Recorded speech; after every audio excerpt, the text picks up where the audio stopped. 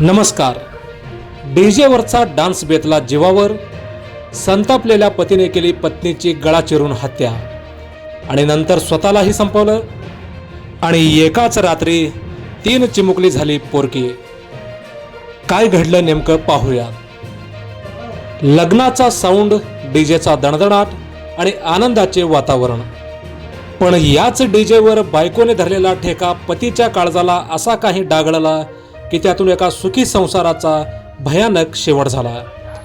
पत्नीने डीजेवर डान्स केला म्हणून डोकं फिरलेल्या पतीने आधी तिचा गळा चिरून खून केला आणि नंतर स्वतःलाही झाडाला गळफास लावून आत्महत्या केली. काळजाचा थरकाप उडवणारी ही घटना नांदेड जिल्ह्यातील हिमायतनगर तालुक्यातील बोरगडी तांडा येथे मंगळवारी पहाटे उघडकीस आली.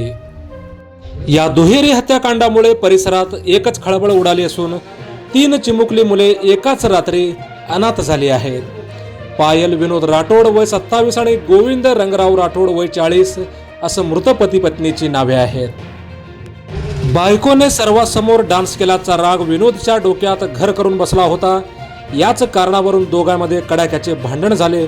लग्नातील वाद वाढल्यामुळे पायल मुलासह बोरगडी तांड्यातील आपल्या मुख्य माहेरी निघून गेली. मात्र विनोदच्या डोक्यातील रागाचा जाळ विझला नव्हता.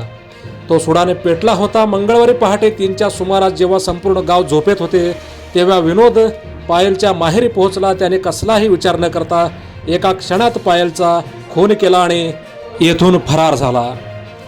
झोपेत असलेल्या पायलवर चाकूने वार करत तिचा गळा चिरला. पायल रक्ताच्या थारोळ्यात पडली आणि तिचा जागीच मृत्यू झाला होता. पत्नीचा खून केल्यानंतर विनोदला आपण काय केले याची जाणीव झाली असावी. पोलिसांच्या भीतीने आणि पश्चातापाने त्याने तात्काळ गावचे शिवार गाठले आणि तेथील एका निर्जन ठिकाणी झाडाला गळफास लावून त्याने आपले आयुष्य संपवले. सकाळी जेव्हा ही घटना उघडकीस आली तेव्हा बोरगडी तांड्यासह संपूर्ण नांदेड जिल्हा हादरला. आनंदाने बहरलेल्या लग्नाच्या घरात एका क्षणात रडारड सुरू झाली. पोलिसांनी घटनास्थळी धाव घेत दोन्ही मृतदेह शवविच्छेदनासाठी पाठवले. मात्र या सुडाच्या आणि संशयाच्या खेळात 2 जीवांचा अंत झाला आणि त्यांच्या मागे असलेली 3 निष्पाप चिमुकली पोरकी झाली. एकाच रात्री आई वडिलांचे छत्र हरपलेल्या त्या लहान मुलांचा आक्रोश पाहून उपस्थितांचे हे डोळे पाणावले होते.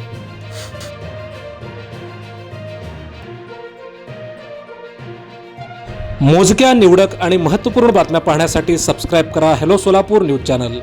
धन्यवाद.